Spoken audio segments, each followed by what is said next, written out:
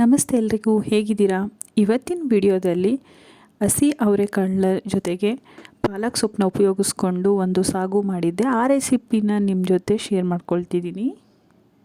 ಈ ಸಾಗು ಮಾಡೋದಕ್ಕೆ ಇಲ್ಲಿ ನಾನು ಒಂದು ಬೌಲಲ್ಲಿ ಹಸಿ ಅವರೆಕಾಳನ್ನ ಬಿಡಿಸಿ ತೊಳೆದು ಇಟ್ಕೊಂಡಿದ್ದೀನಿ. ಹಾಗೆ 2 ಮೀಡಿಯಮ್ ಸೈಜ್ ಆಲೂಗೆಡ್ಡೆನ ಸಿಪ್ಪೆ ಎಲ್ಲ ಒರೆದು ಅದನ್ನು ಕೂಡ ಸಣ್ಣದಾಗಿ ಕಟ್ ಮಾಡಿ ಇಟ್ಕೊಂಡಿದ್ದೀನಿ.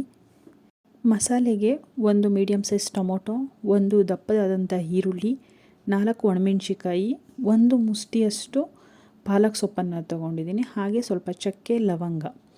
ಇಲ್ಲಿ ನಾನು ಅರ್ಧ ಟೇಬಲ್ ಸ್ಪೂನ್ ಅಚ್ಕಾರದ ಪುಡಿ, 1 ಟೇಬಲ್ ಸ್ಪೂನ್ ಧನಿಯಾ ಪುಡಿ, ಹಾಗೆ 1 ಟೇಬಲ್ ಸ್ಪೂನ್ ಶುಂಠಿ ಬೆಳ್ಳುಳ್ಳಿ ಪೇಸ್ಟು, ಕಸೂರಿ ಮೇಥಿ 1 ಸ್ಪೂನು, ಸ್ವಲ್ಪ ಕಾಯಿ ತುರಿಯನ್ನು ತೊಗೊಂಡಿದ್ದೀನಿ. ಇದಿಷ್ಟು ಇತ್ತು ಅಂತ ಹೇಳಿದ್ರೆ ಒಂದು 10 ನಿಮಿಷದಲ್ಲಿ ನಾನು ಹೇಳ್ತಾ ಇರುವಂಥ ಸಾಗು ರೆಡಿ ಆಗುತ್ತೆ. ಮೊದಲಿಗೆ ಒಂದು ಚಿಕ್ಕ ಕುಕ್ಕರ್ನ ತೊಗೊಂಡು ಅದರಲ್ಲಿ ಹಸಿ ಅವರೆಕಾಳು 1 ಕಪ್ ನಾನೇನು ತೊಗೊಂಡಿದ್ದೀನಿ ಅದನ್ನು ಹಾಕೋಬೇಕು. ಹಾಗೆ ಆಲೂಗೆಡ್ಡೆ ಪೀಸಸ್ ಹಾಕ್ಕೊಂಡು ಅದಕ್ಕೆ 3/4 ಲೋಟ ಆಗುವಷ್ಟು ನೀರನ್ನು ಹಾಕೋಬೇಕು.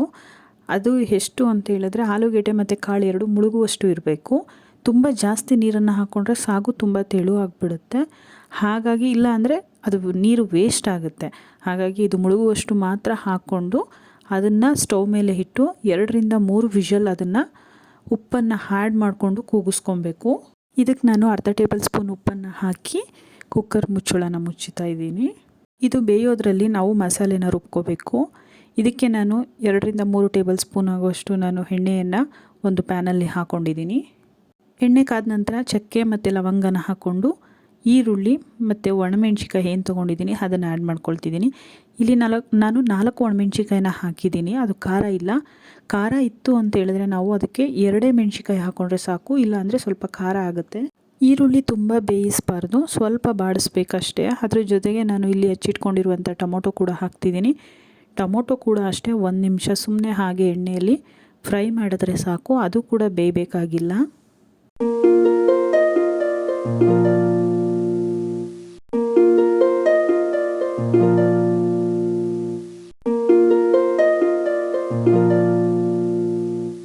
ಈಗ ಇದಕ್ಕೆ ಪಾಲಕ್ ಸೊಪ್ಪನ್ನು ಹಾಕ್ಕೊಳ್ತಾ ಇದ್ದೀನಿ. ನಾವು ಇದಕ್ಕೆ ಪಾಲಕ್ ಸೊಪ್ಪನ್ನ ಹಾಕ್ಕೊಂಡು ಒಂದು 5 ನಿಮಿಷ ಚೆನ್ನಾಗಿ ಎಣ್ಣೆಯಲ್ಲಿ ಫ್ರೈ ಮಾಡಬೇಕು. ಅಂದರೆ ಪಾಲಕ್ ಸೊಪ್ಪು ಸ್ವಲ್ಪ ಬೇಯಬೇಕು. ಒಂದು 5 ನಿಮಿಷ ಫ್ರೈ ಮಾಡಿದ್ರೆ ಅದು ತುಂಬ ಚೆನ್ನಾಗಿ ಬೇಯುತ್ತೆ. ಈಗ ಸೊಪ್ಪು ಚೆನ್ನಾಗಿ ಬೆಂದಿದೆ. ಸೊಪ್ಪು ಒಂದು 5 ನಿಮಿಷ ಬಾಡಿಸಿದ್ರೆ ಬಿಸಿಗೆ ಅದು ಬೆಂದೋಗುತ್ತೆ. ಹಾಗೆ ಈರುಳ್ಳಿ ಟೊಮೊಟೊನ ನಾವು ತುಂಬ ಚೆನ್ನಾಗಿ ಬೇಯಿಸಬಾರ್ದು, ಅದನ್ನು ಜಸ್ಟ್ ಹಾಗೆ ಒಂದು ಆಯಿಲಲ್ಲಿ ಫ್ರೈ ಮಾಡ್ಕೊಬೇಕು. ಈಗ ಅದನ್ನು ನಾನು ಒಂದು ಮಿಕ್ಸಿ ಜಾರಿಗೆ ಹಾಕ್ಕೊಳ್ತಾ ಇದ್ದೀನಿ. ಅದನ್ನೆಲ್ಲ ಒಂದು ಮಿಕ್ಸಿ ಜಾರಿಗೆ ಹಾಕೊಂಡ ನಂತರ ನಾನು ಇದಕ್ಕೆ ಸ್ವಲ್ಪ ಕಾಯಿ ಪುಡಿಯನ್ನು ಆ್ಯಡ್ ಮಾಡ್ತಿದ್ದೀನಿ. ಆ್ಯಡ್ ಮಾಡಿದ ನಂತರ ನಾನು ಇದನ್ನು ತುಂಬ ಚೆನ್ನಾಗಿ ಪೇಸ್ಟ್ ಆಗೋ ರೀತಿಯಲ್ಲಿ ರುಬ್ಕೊಳ್ಬೇಕು. ಈಗ ಇದನ್ನು ರುಬ್ಬಿ ಕೂಡ ರೆಡಿ ಮಾಡಿಕೊಂಡೆ. ಇದು ರೆಡಿ ಆಯಿತು ಅಂತ ಹೇಳಿದ್ರೆ ನಾವು ಒಗ್ಗರಣೆ ಮಾಡ್ಕೊಬೋದು. ಮೊದಲೇ ಈರುಳ್ಳಿ ಟೊಮೊಟೊ ಫ್ರೈ ಮಾಡಿರುವಂಥ ಪ್ಯಾನ್ಗೆ ನಾನು 1 ಟೇಬಲ್ ಸ್ಪೂನ್ ಎಣ್ಣೆನ ಹಾಕ್ಕೊಂಡಿದ್ದೀನಿ. ಅದನ್ನು ಹಾಕ್ಕೊಂಡು ಅದಕ್ಕೆ ಕಸೂರಿ ಮೇಥಿಯನ್ನು ಹಾಕ್ಕೊಂಡು ಸ್ವಲ್ಪ ಈ ರೀತಿಯಾಗಿ ಫ್ರೈ ಮಾಡಬೇಕು. ಇದು ಮಾಡಿದ ನಂತರ ಇದಕ್ಕೆ ನಾವು ಆಗಲೇ ತೊಗೊಂಡಿರುವಂಥ ಮಸಾಲ ಪುಡಿ, ಇದು ಮನೆಯಲ್ಲೇ ಮಾಡಿರೋ ಧನಿಯಾ ಪುಡಿ 1 ಸ್ಪೂನು, ಅಚ್ಕಾರದ ಪುಡಿ ಒಂದು ಅರ್ಧ ಸ್ಪೂನ್ ಸಾಕಾಗುತ್ತೆ. ಹಾಗೆ ಶುಂಠಿ ಬೆಳ್ಳುಳ್ಳಿ ಪೇಸ್ಟು 1 ಟೇಬಲ್ ಸ್ಪೂನ್ ತೊಗೋಬೇಕು. ಬೇಕಂತ ಹೇಳಿದ್ರೆ ನಾವು ಒಂದು ಅರ್ಧ ಸ್ಪೂನ್ ಗರಂ ಮಸಾಲ ಕೂಡ ಆ್ಯಡ್ ಮಾಡ್ಕೋಬೋದು. ಈಗ ಪುಡಿ ಎಲ್ಲ ಮಿಕ್ಸ್ ಆಗಿದೆ. ಈಗ ಇದಕ್ಕೆ ನಾನು ರುಬ್ಕೊಂಡಿರುವಂಥ ಏನು ಮಸಾಲ ಇದೆಯಲ್ಲ ಆ ಮಸಾಲ ಪೇಸ್ಟನ್ನು ಇಲ್ಲಿ ಹಾಕ್ಕೊಳ್ತಾ ಇದ್ದೀನಿ. ಹಾಕ್ಕೊಂಡು ಚೆನ್ನಾಗಿ ಇದನ್ನು ಮಿಕ್ಸ್ ಮಾಡ್ಕೊಳ್ಬೇಕು. ಖಾರದ ಜೊತೆ ಇದನ್ನು ಚೆನ್ನಾಗಿ ಮಿಕ್ಸ್ ಮಾಡಬೇಕು. ಹಾಗೆ ಇದಕ್ಕೆ ನಾವು ಜಸ್ಟ್ ಮಿಕ್ಸಿ ಜಾರಲ್ಲಿ ಏನು ಖಾರ ಇತ್ತಲ್ಲ ಅದಕ್ಕೆ ಮಾತ್ರ ನಾನು ಸ್ವಲ್ಪ ಒಂದು ಅರ್ಧ ಲೋಟದಷ್ಟು ನೀರನ್ನು ಹಾಕಿ ಅದನ್ನು ಕ್ಲೀನಾಗಿ ಖಾರ ಎಲ್ಲ ತೆಗೆದು ಇದಕ್ಕೆ ಹಾಕ್ಕೊಳ್ತಾ ಇದ್ದೀನಿ. ಅಷ್ಟೇ ಹಾಕಿರೋದು, ನೀರನ್ನು ನಾನು ಇದಕ್ಕೆ ಎಕ್ಸ್ಟ್ರಾ ಆ್ಯಡ್ ಮಾಡಲ್ಲ. ಈಗ ಏನಿದೆ ಅದನ್ನು ಮಾತ್ರ ಹಾಕಿದ್ದೀನಿ.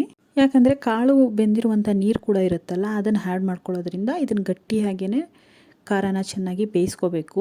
ಒಂದು 5 ರಿಂದ 10 ನಿಮಿಷ ಇದನ್ನು ಚೆನ್ನಾಗಿ ಬೇಯಿಸ್ಕೊಂಡಾದಮೇಲೆ ನಾವು ಆಗಲೇ ಬೇಯಿಸ್ಕೊಂಡಿರುವಂಥ ಕಾಳು ಮತ್ತು ಆಲೂಗೆಡ್ಡೆ ಅದರದ್ದು ನೀರು ಸಮೇತವಾಗೇ ನಾವು ಇದನ್ನು ಖಾರದೊಳಗಡೆಗೆ ಹಾಕೋಬೇಕು. ಹಾಕಿದ ನಂತರ ಇದನ್ನು ಚೆನ್ನಾಗಿ ಮಿಕ್ಸ್ ಮಾಡಬೇಕು. ಇದನ್ನು ನಾವು ಚಪಾತಿ ಮತ್ತು ಪೂರಿಗೆ, ದೋಸೆಗೆ, ಇಡ್ಲಿಗೆ ತುಂಬ ಚೆನ್ನಾಗಿರುತ್ತೆ. ಇದನ್ನು ನಾವು ಸಾಗು ರೀತಿಯಾಗಿ ಅಂತ ಹೇಳಿದ್ರೆ ಗಟ್ಟಿಯಾಗಿ ಬೇಕು ಅಂತ ಹೇಳಿದ್ರೆ ಇಷ್ಟೇ ನೀರು ಸಾಕು, ಬೇರೆ ಎಕ್ಸ್ಟ್ರಾ ನೀರನ್ನ ಆ್ಯಡ್ ಮಾಡೋ ಅವಶ್ಯಕತೆ ಇರಲ್ಲ. ಇಲ್ಲ ನಾವು ಸ್ವಲ್ಪ ಇದನ್ನು ಮುದ್ದೆಗೂ ಕೂಡ ತುಂಬ ಚೆನ್ನಾಗಿರುತ್ತೆ. ನಮಗೆ ಮುದ್ದೆಗೆ ರೈಸಿಗೆ ಬೇಕಂದರೆ ಸ್ವಲ್ಪ ನೀರನ್ನು ಎಕ್ಸ್ಟ್ರಾ ಆ್ಯಡ್ ಮಾಡಿಕೊಂಡ್ರೆ ಆಯಿತು. ಇಲ್ಲ ಅಂತ ಹೇಳಿದ್ರೆ ಇಷ್ಟೇ ನೀರಲ್ಲಿ ಮಾಡಿದ್ರೆ ಇದು ತುಂಬ ಚೆನ್ನಾಗಿರುತ್ತೆ. ಚಪಾತಿ, ರೊಟ್ಟಿ ದೋಸೆಗಂತೂ ತುಂಬ ಒಳ್ಳೆ ಕಾಂಬಿನೇಷನ್ನು. ಟ್ರೈ ಮಾಡಿ, ತುಂಬ ಚೆನ್ನಾಗಿರುತ್ತೆ. ಈಗ ಮತ್ತೆ ಇದಕ್ಕೆ ಲಾಸ್ಟಲ್ಲಿ ಅರ್ಧ ಸ್ಪೂನ್ ಉಪ್ಪನ್ನು ಆ್ಯಡ್ ಮಾಡಿಕೊಂಡೆ. ಮೊದಲೇ ನಾವು ಆಲೂಗೆಡ್ಡೆ ಮತ್ತು ಕಾಳು ಬೇಯೋಕ್ಕೆ ಅರ್ಧ ಸ್ಪೂನ್ ಉಪ್ಪನ್ನು ಆ್ಯಡ್ ಮಾಡಿದ್ದೆ. ಈಗ ಖಾರಕ್ಕೆ ನಾನು ಅರ್ಧ ಸ್ಪೂನ್ ಉಪ್ಪನ್ನು ಹಾಕಿ ಚೆನ್ನಾಗಿ 10 ನಿಮಿಷ ಬೇಯಿಸಿದ್ರೆ ಕಾಳು ಮತ್ತು ಖಾರ ಎಲ್ಲ ಚೆನ್ನಾಗಿ ಹೊಂದ್ಕೊಂಡು ಬೇಯುತ್ತೆ. ಈಗ ರೆಡಿಯಾಗಿದೆ.